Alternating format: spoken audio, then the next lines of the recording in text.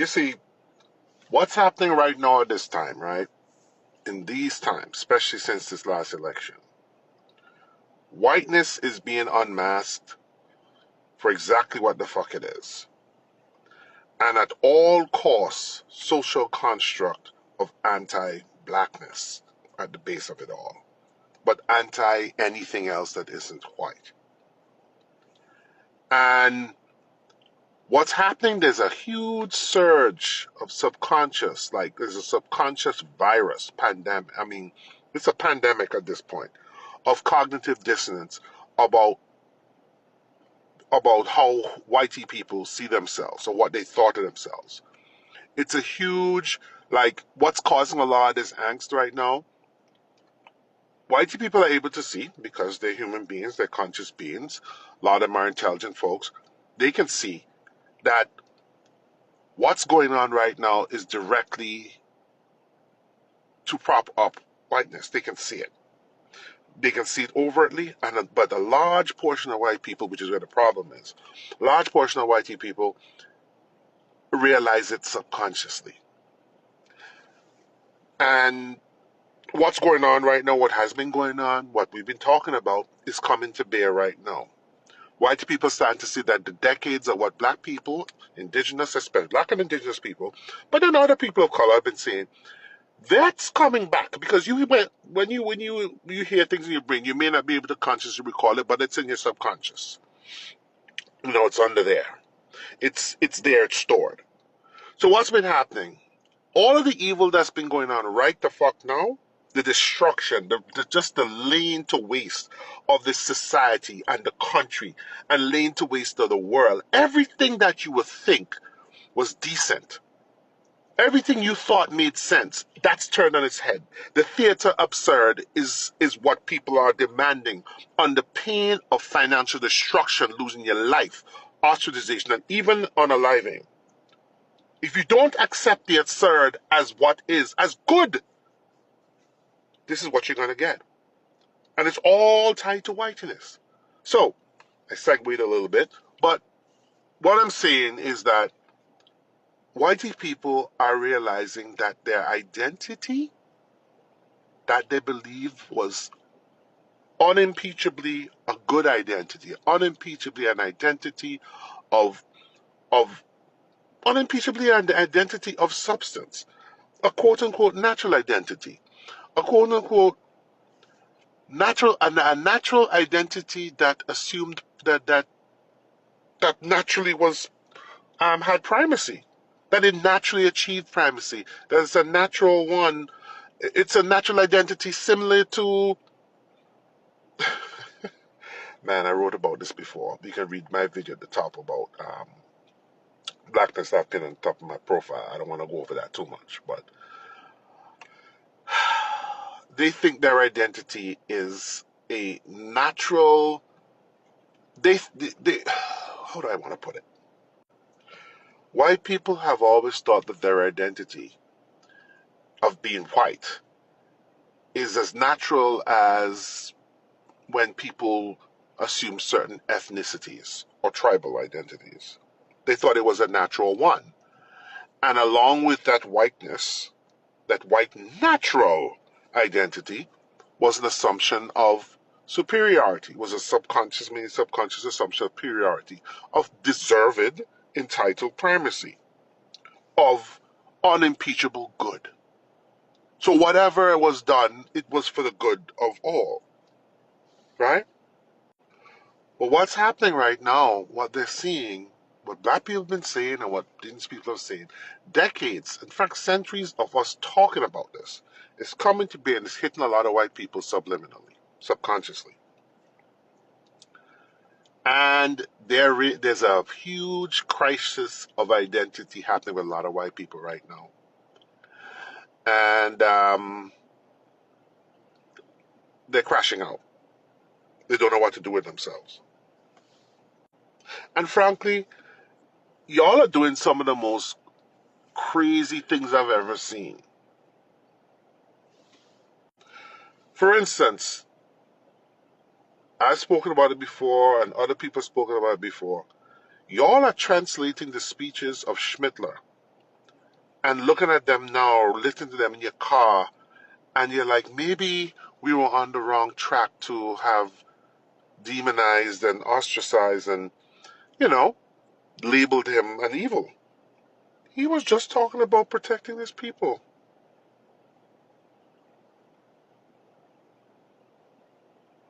That is what whitey people these days, in the clutches of this crisis of identity, are doing.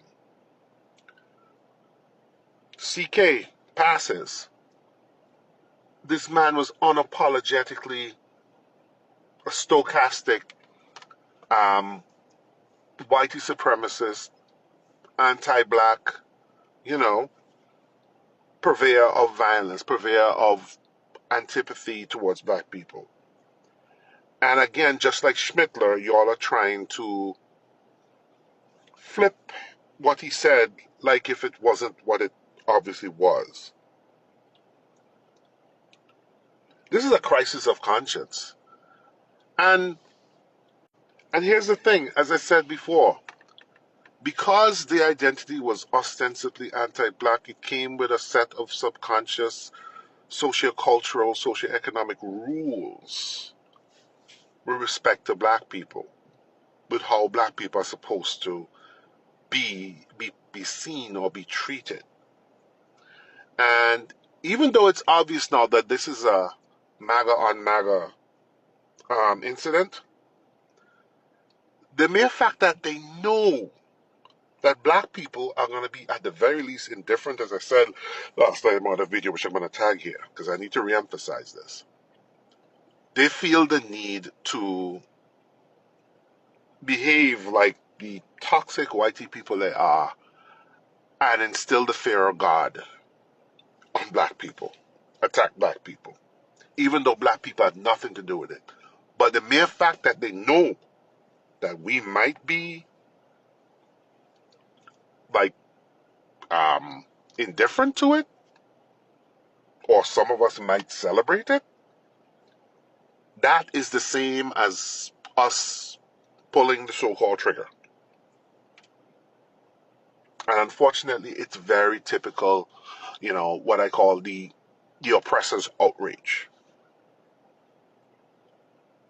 So they're acting like the oppressor while at the same time they're having a crisis because the things they once thought about their whitey identity are dissolving in real time in their lives, in front of their eyes, in terms of what they're seeing. And they frankly do not know what to do with themselves. This is a very dangerous time in America because of that.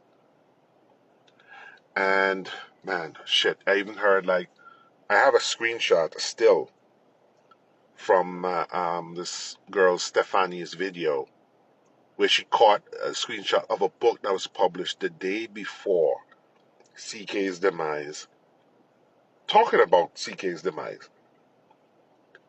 Amazon had it and then they pulled it? What the hell is going on there? But anyways, man. Yeah, check this out. What the hell is this? What is this? Check Stefani's video out. Check Stefania's video out. Look for a video. I reposted it. My God. YT people, y'all have a problem. Y'all have an existential identity crisis that is raging in your collective subconscious. It's why a lot of you whitey liberals are coming after black and brown folks. Like, why aren't we empathetic? Y'all are coming after us when it is natural as day for us to be indifferent to people like that. Just like how Jews were indifferent to the plight of schmatzis, why a lot of Jews still would not buy BMW or Benz vehicles. And why the Armenians still have antipathy towards the Turks. You ought to look at them as funny. You ought to look at them as being holding on to things too long. But yet somehow indigenous and black and brown people, we have to show empathy towards our oppressor. Y'all have an existential identity crisis. And an exploiter. They are a people of robbers. He has never founded any civilization, though he has destroyed civilizations by the hundred. He possesses nothing of his own creation to which he can point. Everything that he has is stolen. Foreign peoples, foreign workmen build him his temples. It is foreigners who create and work for him. It is foreigners who shed their blood for him. He knows no people's army. He has only hired mercenaries who are ready to go to death on his behalf. And how did he hire those mercenaries? By stealing from and disarming those that welcomed him into their country. To great aims this criminal has, to make a nation defenseless in arms and in spirit. Therefore my aim will be to restore faith in our great Reich and to restore faith in our Lord and Savior. Together we will overcome the plague that calls itself God's chosen people. A woman's equal rights lie in the fact that she is treated with the high regard she deserves in those areas of life assigned to her by nature. Women still respected brave, daring, and determined men, and men had always admired and been attracted to feminine women. These were the two opposites which attracted each other in life. And if good fortune would have it that these two people find each other, then the question of equal rights became superfluous, for it had already been answered by nature. It was no longer equal rights, but a single unity. Man and woman represented two intrinsically separate natures. In men, reason was dominant, but more stable than this was the emotion evidenced in women. When I returned from prison after 13 months of imprisonment, when the party had been shattered, it was above all female party comrades who had held the movement together. They did not succumb to clever or reason-oriented deliberation, but acted according to their hearts, and they have stood by me emotionally until today. If our opponents were to allege, you want to degrade women by assigning to them no other task beyond providing children, he would reply that it is not a degradation to a woman to become a mother, but the contrary. It is her utmost elevation.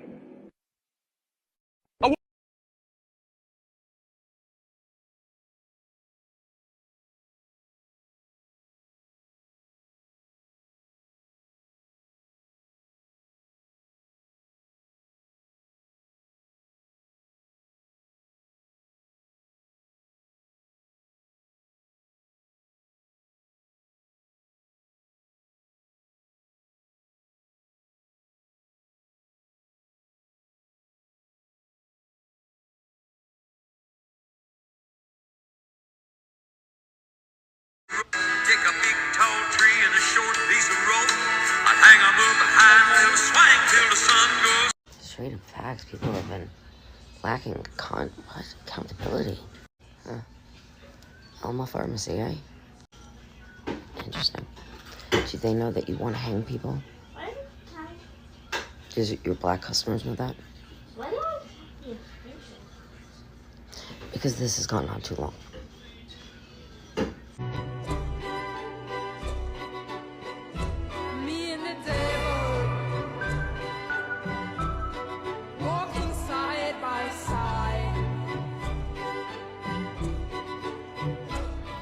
Just finished a morning run, sweating bullets, but I have to say this while I'm thinking about it.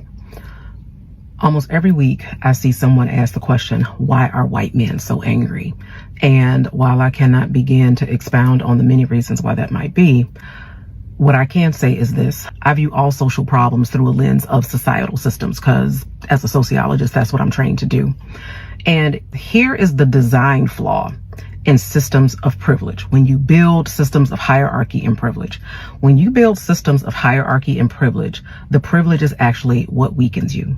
The privilege makes you weak because when you socialize an entire group of people to believe that I exist, therefore I deserve. I exist, therefore I am entitled. I exist, therefore the path of prosperity should be laid out very cleanly ahead of me, and I don't have to work hard, and I don't have to struggle, and I don't have to dig deep. I just have to receive. Meanwhile, you are socializing all other groups to survive with less resources, with less privilege. And so as a byproduct of their survival, they are becoming adaptable, resilient, creative, resourceful. They are developing the muscle for survival that they subsequently turn into systems for success and prosperity. Meanwhile, the privileged group is not developing these systems. And when they start to see the disenfranchised group becoming stronger, gaining opportunities, building systems of success, rather than say, hey, maybe we ought to be doing that too, no. Privilege doubles down. Privilege digs deep into the well of anger and grievance and says, you are the reason why I can't be successful. You are taking opportunities away from me and my children and generations. And so now, rather than develop the muscle of resilience, what I'm going to do now is start taking privileges away from you. And now I'm going to start taking your resources. And now I'm going to start burning your house down in hopes that you will get back to where I think you ought to be, which is underneath me. Not realizing privilege doubles down. Privilege digs deep into the well of anger. Maybe we ought to be doing that too. No. Privilege doubles down. Privilege digs deep into the well of anger and grievance and says, you are the reason why I can't be successful. You are taking opportunities away from me and my children and generations. And so now, rather than develop the muscle of resilience, what I'm going to do now is start taking privileges away from you. And now I'm going to start taking your resources. And now I'm going to start burning your house down in hopes that you will get back to where I think you ought to be, which is underneath me. Not realizing that the more you do that, the more privileges you take away, the more systems of success you try to dismantle, you are only making them more creative, more adaptable, more resilient, and more resourceful. So it becomes this Ouroboros, this snake eating its own tail, because the very system that you designed to uplift yourself is actually the one that is putting you far behind, because you never develop the muscle, the work ethic, the resilience, the innovation, and the creativity as the disenfranchised group. Really, why are white men so angry? I was thinking about this as I was running some errands after work today, and considering Donald Trump's successive upward failures into the highest office in our land, not once but twice, even though he is a hateful, despondent, bigoted misogynist at his core, and despite his best efforts, he didn't land in prison, but rather the Oval Office. And then I got to thinking, well, that's because white men vote for him. And why do white men vote for him? Well, they vote for him because he represents them. He has their same shortcomings. He has their same inability to look introspectively about the problems that they might be contributing to in the world, and instead insist, because the system was created for me to rise to power, that my opinion, my value is much higher than anybody else's in this country. But they're still struggling, because the system is broken. Our politics are broken. This country is inherently broken right now. And so they're not succeeding. And when they don't succeed, rather than looking internally, they look outward and they say, oh, well, it's probably because of those minorities and those immigrants and those women. They're taking the jobs that were reserved for me. They are my right as a white male. And suddenly it clicked for me. It is their spectacular inability to succeed within a system designed to uphold them that makes them mad. Hey, you just got back from the gym, and I was listening to a creator called Dr. Shantae, who I'll link here in the description. Just go ahead and listen to her post where her question was, why are white men so angry? And her rundown on it is amazing, but my takeaway or simplified analogy in this situation is the black and brown people have been oppressed for so long and had to overcome so many challenges since slavery, Jim Crow laws, and other obstructions and challenges that our society has put in front of them, that to be successful in today's environment, they've had to become smarter, more creative, more resilient, and better communicators to achieve. And as human beings, we are driven to achieve and overcome. That's part of human nature. And I immediately thought of my gym career, right?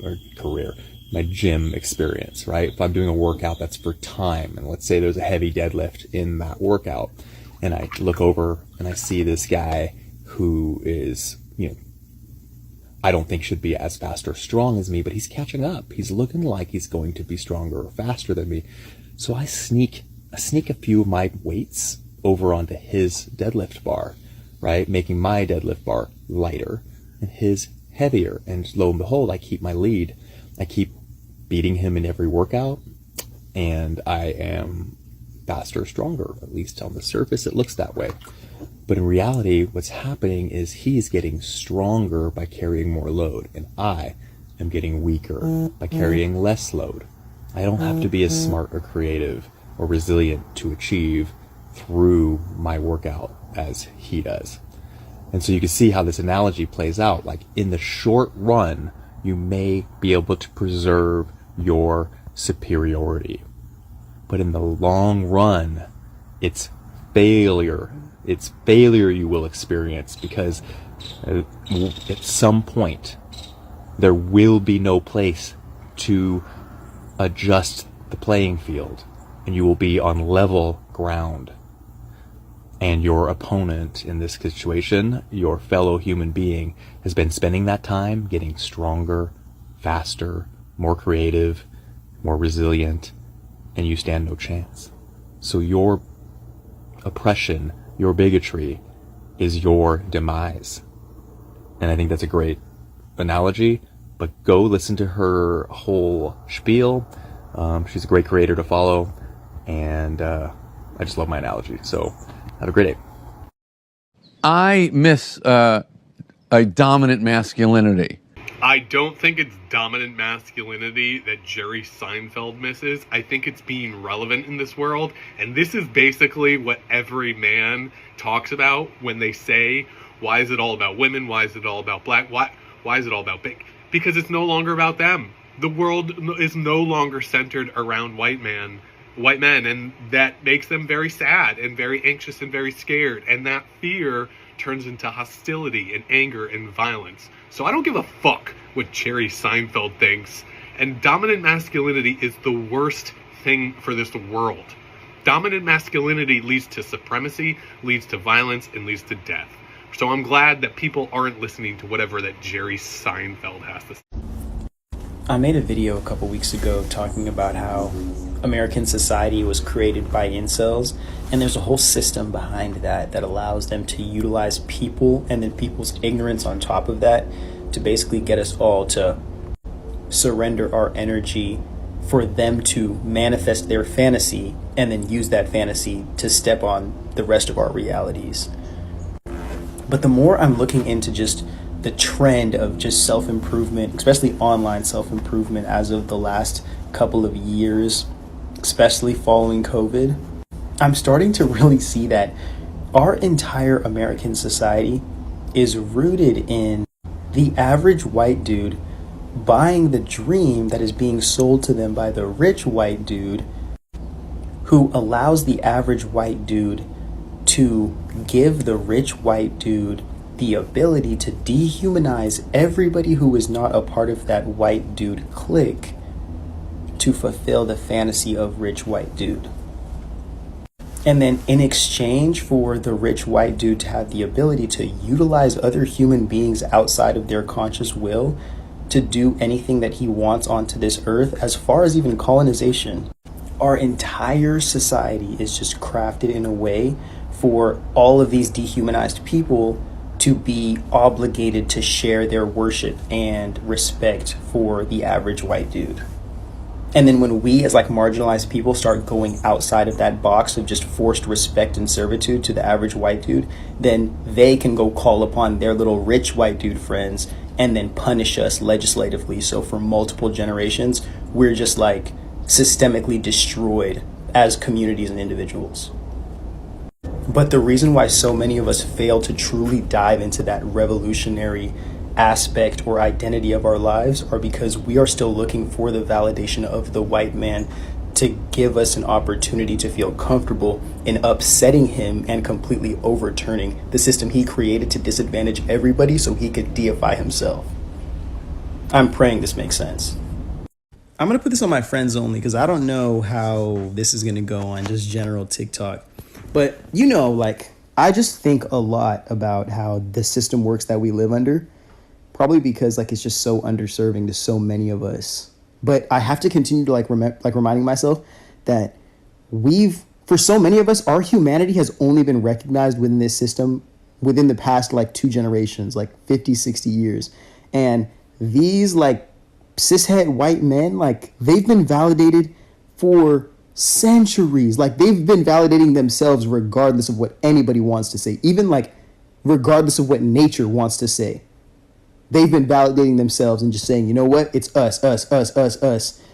And the thing I'm realizing is that, especially because I'm in that, like, self-healing, self-improvement space, and I'm doing a lot of study on that, I'm seeing that this system that we live under, it's meant to create a specific type of white boy into man. And it's almost like a binary process. Like, there's a pathway for the white boy to go down, and like there's a 10% chance that you'll make it and be successful, and 90% chance you're just going to end up as one of like the 4 or 5 variations of fuck up.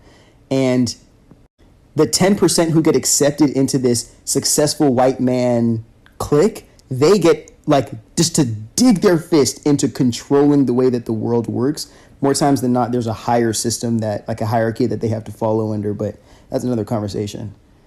And so it's these successful white men, or like Nepo baby white men, that get to rule the entirety of the world. And then the rest of them, like failing or want to be successful white men, they are just like the molasses, just like the filth that just clogs up our system and just stands all the way in between the rest of us, like marginalized people beneath them, who these white men think they're better than, and the actual class of people who we all need to be against if we are not successful under this system.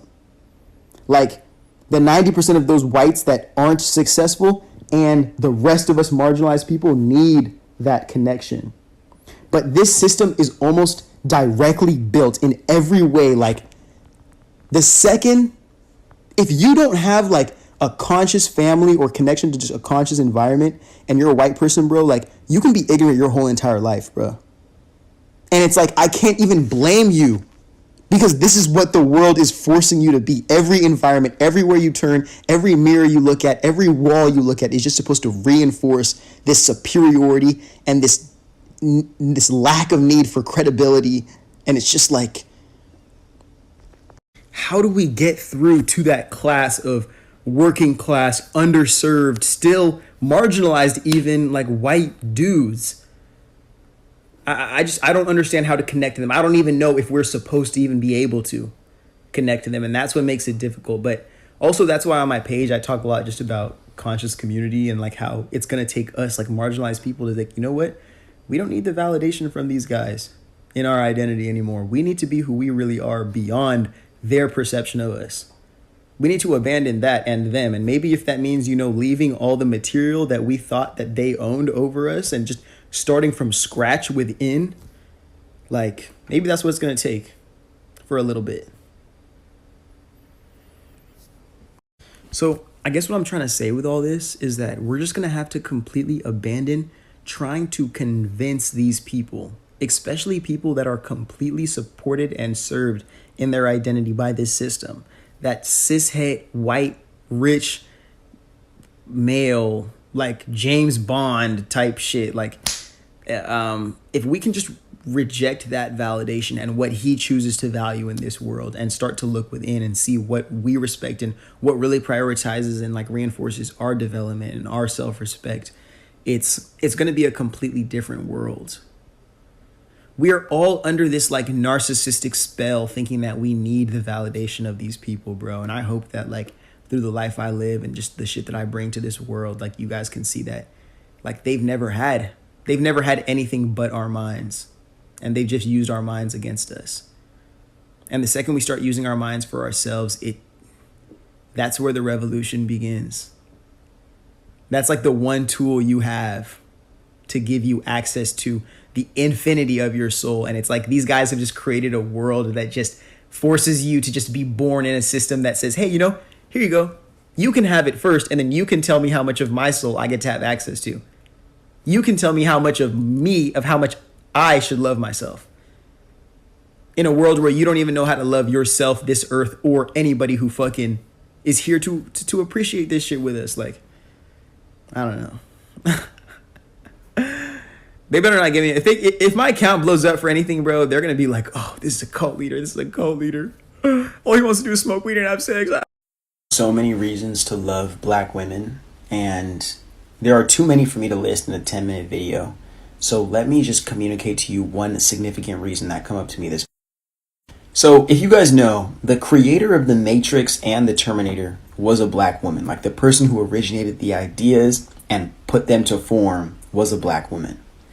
And let me just hone in on that concept and why that is probably the only demographic of person that could have properly explained and given us that kind of story with that much rawness and that much depth, and actually have it align with the world that we're actually living in.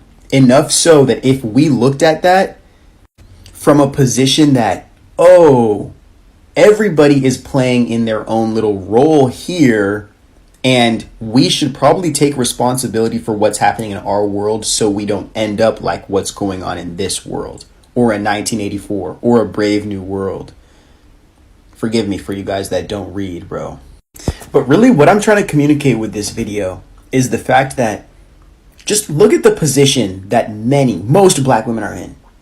You're forced to participate fully into this society, into a white male supremacy that has dehumanized you off the jump and only feels like your value comes at servicing everybody above them, or being easily manipulated and exploitable to make somebody feel something about themselves that they cannot generate within themselves.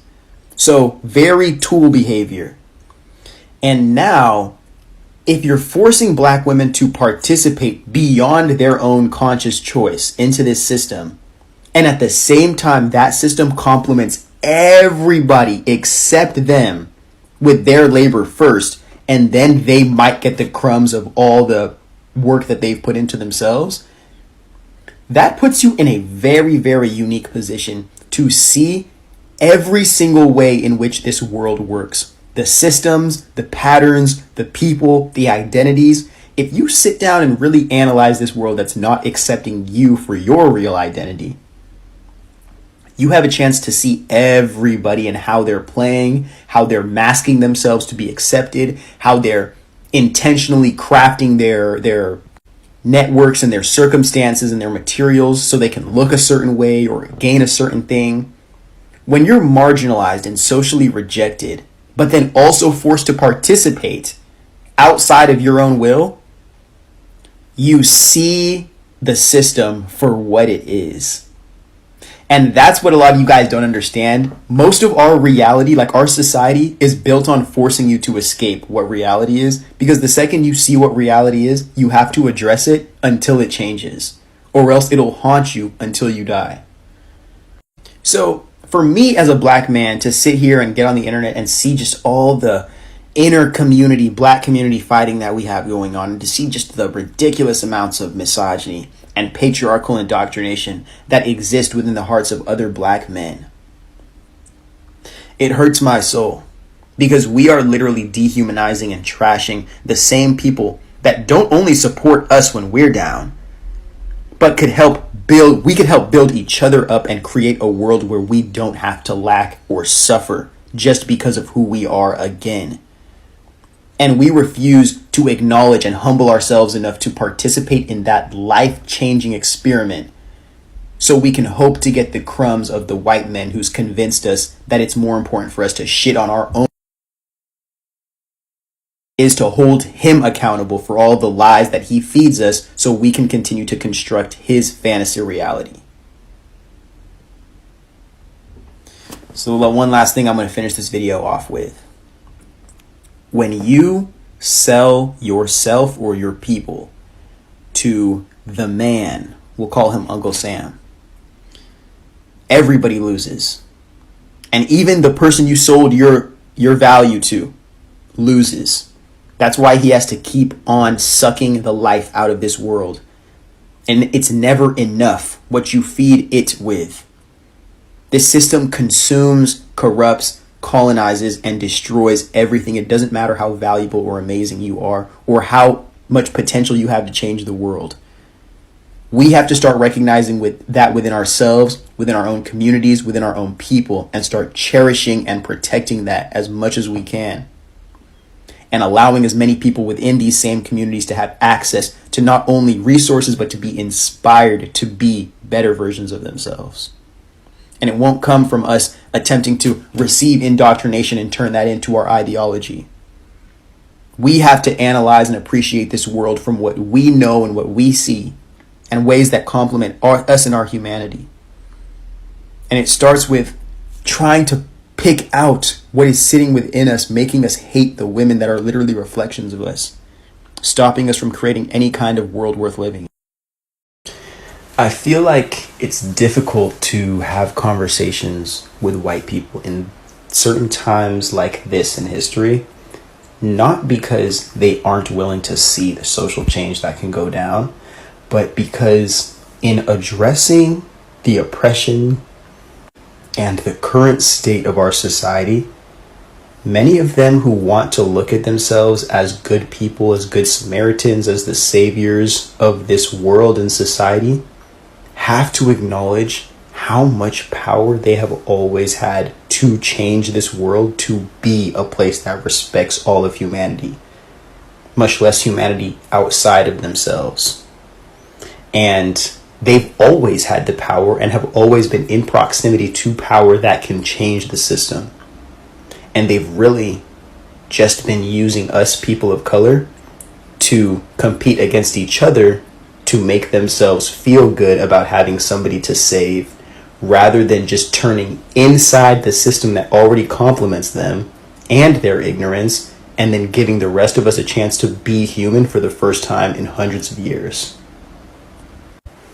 But then you have to remember this. Because white supremacy has gone along for so long, it has almost become biological fact to many of these people.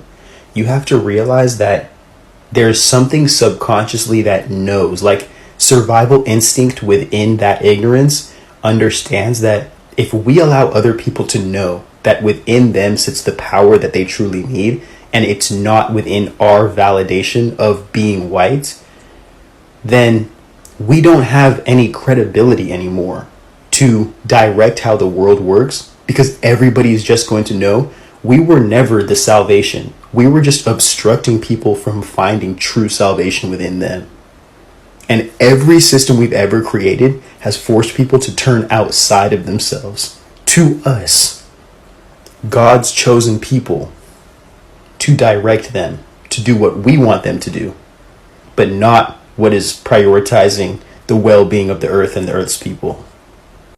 And for even like the white people that are pro-social justice and the white people that I'm fortunate enough to be mutuals with, they understand the position that they're in and the understanding that they can give to the social justice movement. And the ones that I have been fortunate enough to bond with and make connections with, I can tell they understand that it's not social change for more power for themselves. It's social change to allow others access to greater power that they never had the awareness to connect to, and then everybody can participate in this system like we were all supposed to. And it's always it's only ever the white people who are participating in social change or want to see society change into a direction that doesn't give everybody power, but only gives them a little bit more power than they had before, that are always the ones who are willing to sabotage social justice movements the second they start giving too much power and authority to the marginalized groups that they stepped on top of to get their credibility. If we're not willing to have conversations like this, we are going to keep on having every 60 years war, civil rights, war, civil rights, war, civil rights, until the earth self-destructs, and then we have to start over again, like some biblical flood story. But I'm just here because I see this, and I hope you guys see this, and if we can have a conversation about this, and then maybe slide some work over, put some money somewhere, make a politician do a dance on TV, I'm telling you, we can really start seeing the change that we want to be in this world.